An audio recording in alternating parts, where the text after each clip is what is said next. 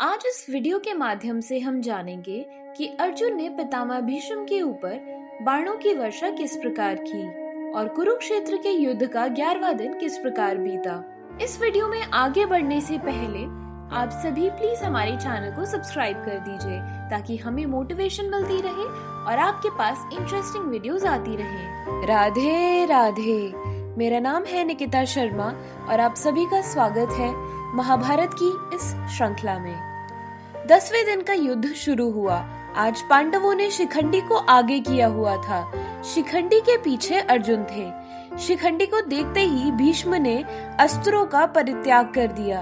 अर्जुन ने जब यह देखा कि पितामह प्रतिरोध नहीं कर रहे हैं तो उन्होंने जरा जी कड़ा करके भीष्म के मर्म स्थलों को तीखे बाणों से बींधना शुरू कर दिया। आज भीष्म अर्जुन की बाण वर्षा नहीं रोक पा रहे थे। बाणों ने वृद्ध पितामह के वध स्थल को बींध डाला। भीष्म का सारा शरीर बंध गया पर उनका मुख मलिन नहीं हुआ। अब भीष्म को निश्चय हो गया कि आज का युद्ध उनका अंतिम युद्ध है। इस अवस्था में भीष्म रथ से सिर के बल जमीन पर गिर पड़े। भीष्म तो गिर पड़े पर उनका शरीर भूमि से नहीं लगा क्योंकि उनके सारे शरीर में बाण ही बाण लगे थे। पितामह अर्जुन से बोले, बेटा अर्जुन, मेरे सर के नीचे कोई सहारा नहीं है, वह लटक रहा है, कोई ठीक सा सहारा तो लगा दो। भीष्म का आदेश सुनते ही अर्जुन ने अपने तरकस से 3 तेज बाण निकाले और पितामह का सिर उनकी नोक पर रखकर उनके लिए उपयुक्त तकिया बना दिया। फिर भीष्म बोले, मेरे शरीर त्यागने का समय अभी नहीं आया है, अतः सूर्य के उत्तरायण होने तक मैं यहीं और ऐसे ही पड़ा रहूंगा। आप लोगों से जो भी उस समय तक जीवित बचे वह आकर मुझे देख जाए। इसके बाद पितामह ने अर्जुन से कहा, बेटा मेरा शरीर जल रहा है और प्यास लग रही है, थोड़ा पानी तो लाओ।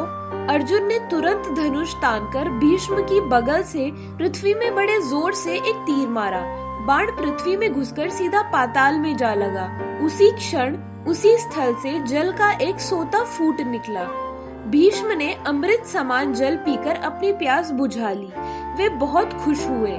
कर्ण को जब पता चला कि भीष्म पितामह घायल होकर रण क्षेत्र में पड़े हैं तो वह उनके पास गया। पितामह को उसके मुख पर भय की छाया दिखाई दी। बेटा, तुम राधा के पुत्र नहीं, कुंती के पुत्र हो, तुम सूर्य पुत्र हो।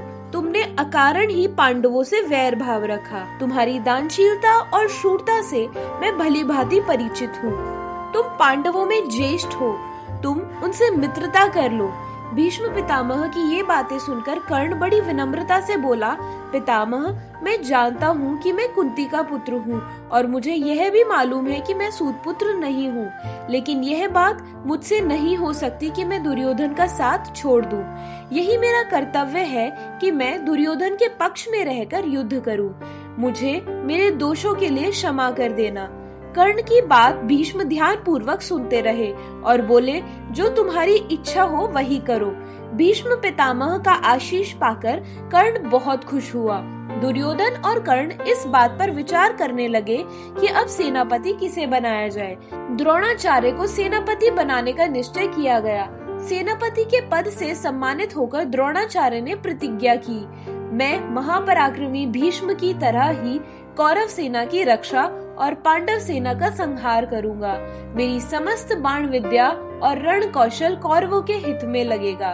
द्रोणाचार्य की प्रतिज्ञा के बाद दुर्योधन ने उनसे प्रार्थना की, आचार्य, आपका रण कौशल विश्व विख्यात है। आपके सेनापतित्व में हमारी निश्चय ही विजय होगी।